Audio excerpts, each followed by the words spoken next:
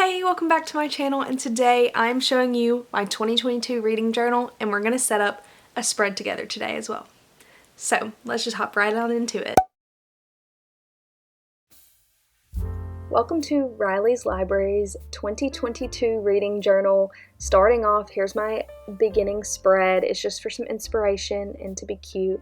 And then we have the index. It's really messy, but it does the job of telling me where things are so I can stay organized.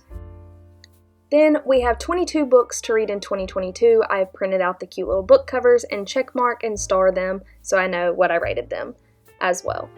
Then we have my 2022 book bracket where I'll put my favorite book of each month so I can determine my favorite book of the year at the end of the year. I thought this was really cute, and so I included it in this journal. I'm going to print out little books too. Then we have my goals. I have 4 written goals, and then I have my reading goals for Goodreads, and I also chose colors to match their star ratings as I bubble them in. It's also kind of messy, but now I can see how many 5-star reads I gave out in a year just at a glance, things like that. Then we have things I want to keep track of, so things to buy, gifted books, new releases, things I did not finish, all of that on one little spread so I can keep track of it. Then we have my backlist and series. We have Colleen Hoover, V.E. Schwab, and then I have a list of all of the Shadowhunters books in little categories and the reading order. I also did this with the Percy Jackson and Kane Chronicles and all of the Rick Riordan series because I do want to go back and read those as well. Then we have my January page with stats, and then these are all just the books I read in January just to give you an idea of what spreads look like. And so yeah, I put one page for each book. Here's my February TBR and my stats that I have yet to fill out because it's not the end of February yet. And a couple of spreads that I've done so far in February as well. So this is where I will be filling out my spread for the Hawthorne Legacy. I like to start out by pasting in the book picture. I've also already went through in pencil and laid this out to go back over it. But after I put the book picture, I put an aesthetic photo next to it. I like to use 3 photos that kind of go with the aesthetic of the book to kind of set a theme.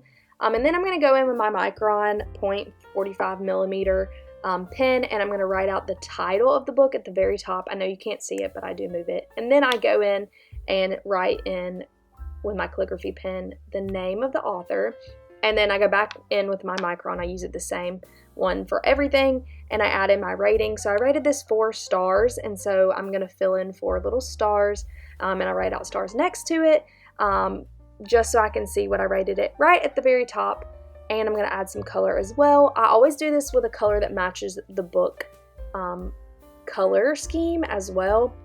Then I'm going to color in a black box because I wanted to use white pen in these spreads, and so I have to color it in. It's kind of difficult. I really just need like a nice black pen.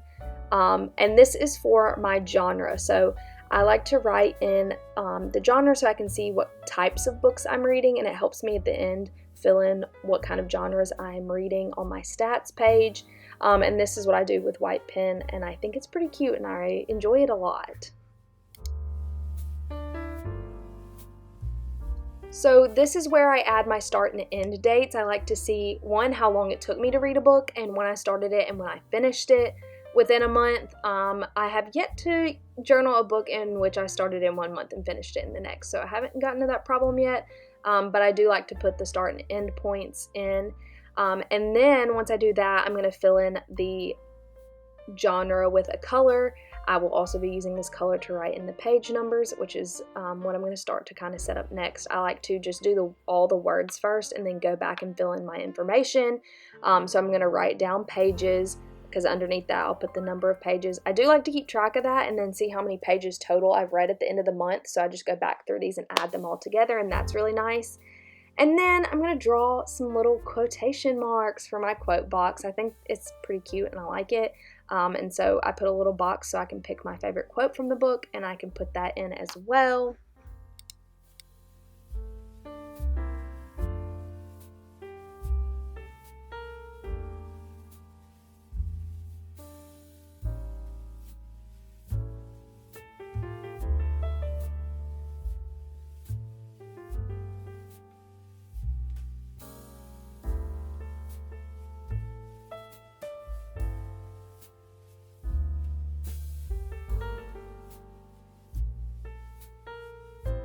And then I'm just going to write out a space where I can write down all my thoughts. I haven't filled this out on either of these spreads yet, but I like to go in and write down like if I liked it, if I didn't like it, why I didn't like it. And then I paste the rest of my aesthetic photos into this kind of box and I write around them. So I used one picture of the Hawthorne boys and a picture of like a mansion because they live in a pretty wealthy house. They are big money. So I thought those both went well with this storyline, and so that's why I added those there. So I went in and filled in that the genre is YA mystery.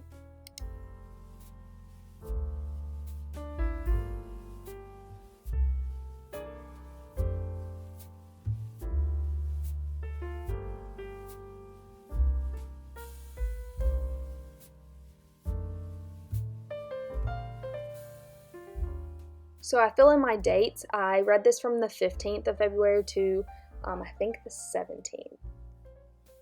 Yeah, the 17th. So that's how long it took me to read it. And then I add the page numbers in. I like to use my highlighter to color it, and then I'll go back and outline it with like just a normal pen like the one I used to fill in the dates. So this was 368 pages, which was pretty decent. I've been reading a lot of short romances, so this one was pretty good for me. Then I'm going to fill in my quote. So I used the quote, "I am not the glass ballerina." I said firmly, "I am not going to shatter." And I thought this was really good for her as a person during this because they're using her. But this is overall what it looks like and how it turns out. And I really love these spreads. So if you stuck till the end, thank you so much for watching, and I'll see you in the next one. Bye.